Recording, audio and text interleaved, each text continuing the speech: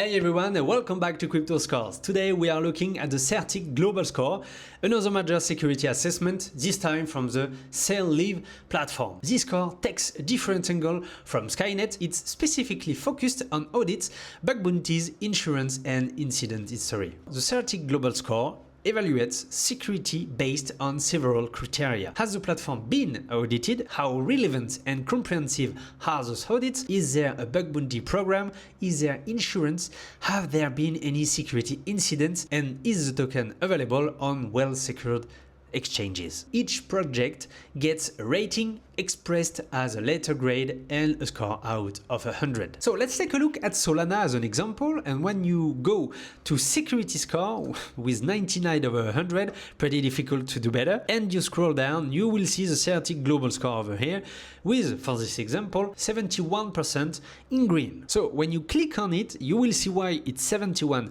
over 100 with a rating of BBB. The platform has been audited by one security company. Audit coverage is at 80%.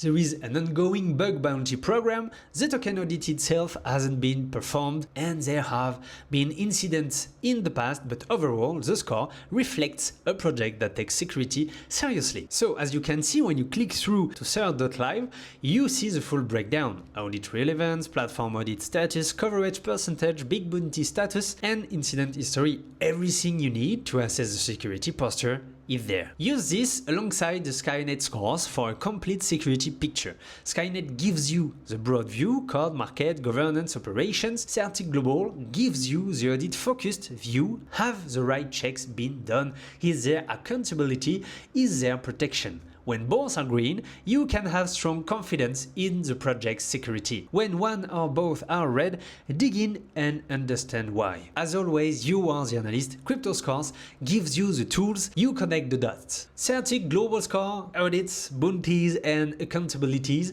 Check it on cryptoscores.com, and we will see you there in the next one.